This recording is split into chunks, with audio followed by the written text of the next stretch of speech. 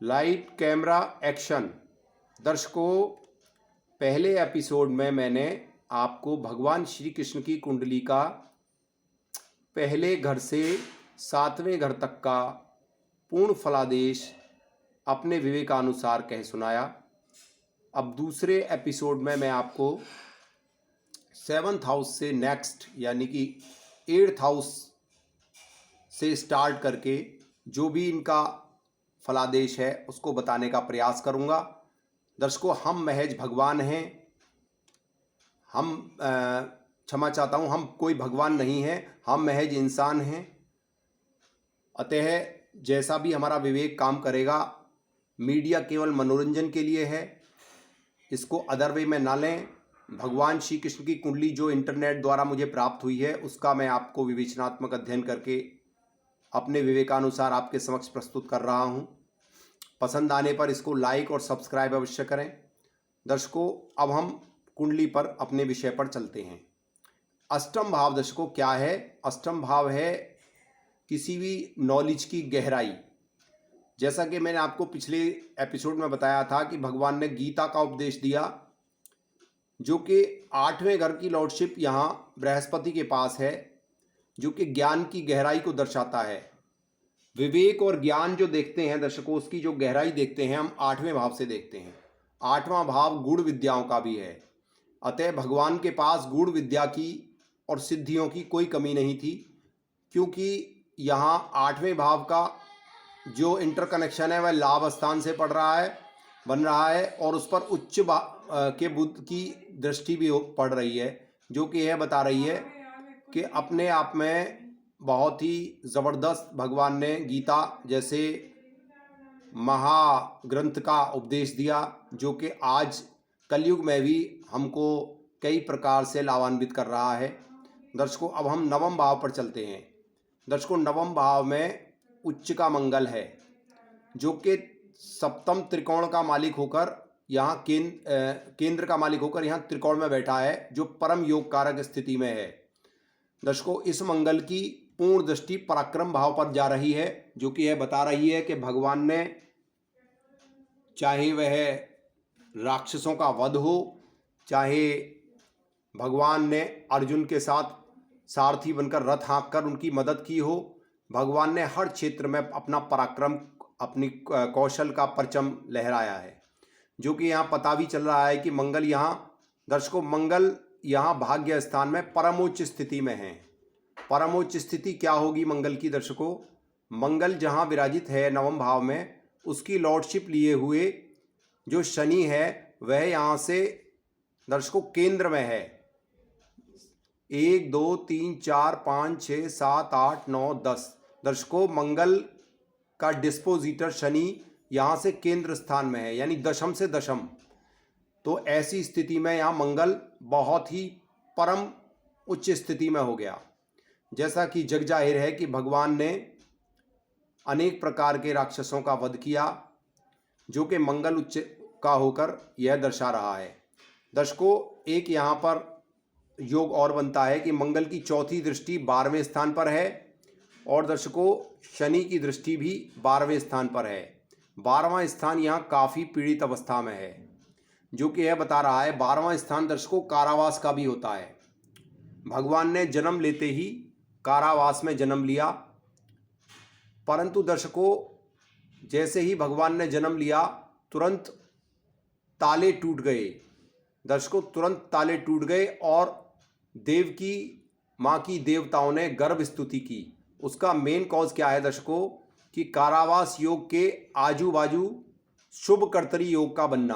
दर्शकों, उच्च का चंद्रमा और स्वग्रही बृहस्पति और चंद्रमा जैसे नैसर्गिक शुभ ग्रहों का अपनी अपनी उच्च राशियों और स्वराशियों में बैठना यह दर्शाता है कि भगवान की देवताओं ने आकर गर्भ स्तुति की।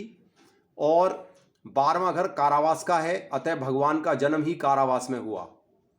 यह मंगल की चौथी दृष्टि और शनि की उच्च दृष्टि बताती है कि भगवान का जन्म 12वां भाव पीड़ित है, अतः भगवान का जन्म ही कारावास में हुआ। परंतु 12वें भाव के आजू बाजू शुभ कर्तरी योग बनने के कारण देवताओं ने देव की माँ की गर्भ स्तुति की। दर्शकों, दशम भाव पर हम आते हैं। दशम भाव क्या है? दशम भाव है कर्म। दर्शकों, कर्म और कैरियर, भगवान ने गीता में कर्म करने का उपदेश दिया। अतः भगवान की कुंडली में, भगवान श्री कृष्ण की कुंडली में स्वग्रही सूर्य दशम भाव को देख रहा है, जिसने एक बहुत ही विवेकी और सुयोग्य पिता भगवान श्री कृष्ण को प्रदान किए। जैसा कि आप सामने स्क्रीन पर फ्लैश हुई कुंडली में देख भी रहे हैं कि यमुना जी में रात्रि 12 बजे वासुदेव जी एक टोकरे में भगवान को बहुत ही रिस्क में ले जा रहे हैं, और यमुना जी ने पूरी अपने वेग से इतना अपने आप को विशाल बना लिया था कि वासुदेव जी का चेहरा पूरा डूब गया था, परंतु वासुदेव जी ने हिम्मत नहीं हारी। वह हिम्मत क्यों नहीं हारी? क्योंकि चौथे भाव पर सूर्य, जो कि पिता के कारक हैं, वह डायरेक्ट दशम भाव को देख रहे हैं, एवं दशमेश का योग कारक स्थिति में होना, केंद्र त्रिकोण बनाकर बैठना, वो भी नवपंचम, वो भी शुक्र जैसे शुभ ग्रह के साथ। वह यह बता रहा है कि इनको एक बहुत ही समझदार और सुलझे हुए पिता मिले, जिन्होंने अपने विवेक से श्री कृष्ण भगवान को पल्ले में रखकर दूसरी जगह स्थापित किया, और कंस जैसे दुष्ट दुराचारी से भगवान श्री कृष्ण की रक्षा करने के लिए कई प्रकार के साम दाम दंड भेद अपनाए, जो कि यहाँ सूर्य बता भी रहा है कि सूर्य की दृष्टि यहाँ दशम भाव पर जा रही है। और दर्शकों, पिता की स्थिति के लिए हम नवम भाव भी देखते हैं। नवम भावेश शनि यहाँ से दशम है, जो कि उच्च राशि में है, और उसका डिस्पोजिटर शुक्र भी यहाँ पर विराजमान है। जैसा कि मैंने आपको बताया है कि यह अपने आप में एक बहुत ही सुलक्षणा योग है। दर्शकों, अब हम एकादश भाव पर चलें। एकादश भाव इनके बड़े भाई का है। दर्शकों, बलराम जैसे भाई इनको मिले, और ऐसे 11वें भाव के बृहस्पति पर उच्च के बुध की दृष्टि पड़ रही है, जो कि यह बता रही है कि बलराम जो थे वो बहुत ही सुलझे हुए, समझदार और एक बहुत ही श्री कृष्ण के सहायक माने जाते हैं, जो कि उच्च के बुध की दृष्टि गुरु पर समसप्तक योग बना रही है। यह बता रही है कि उनका कॉमन सेंस बहुत ज़बरदस्त था। 11वां भाव दर्शकों इच्छाओं का भी होता है। 11वें भाव पर उच्च के बुध की दृष्टि यह बता रही है कि भगवान ने अपनी इच्छा तो पूर्ण की ही, साथ में सभी भक्तों की इच्छा भी भगवान पूर्ण करते हैं। अतः 11वां स्थान बहुत ही शुभ योग में है। दर्शकों, 12वें स्थान पर राहु। अब हम भगवान की अंतिम अवस्था बताते हैं, क्योंकि कुंडली यहाँ समाप्ति की ओर है। और 12वां भाव क्या है दर्शकों? 12वां भाव लगन का ही व्यय है, यानी शरीर का व्यय, यानी कि मृत्यु स्थान भी है। वैसे तो 8वें भाव को हम मृत्यु स्थान मानते हैं, परंतु लगन से सबसे लास्ट हाउस होने की वजह से यह भी मृत्यु को दर्शाता है। दर्शकों, 12वें भाव में राहु का बैठना और शनि द्वारा, उच्च के शनि द्वारा दृष्ट होना और उच्च के मंगल द्वारा दृष्ट होना।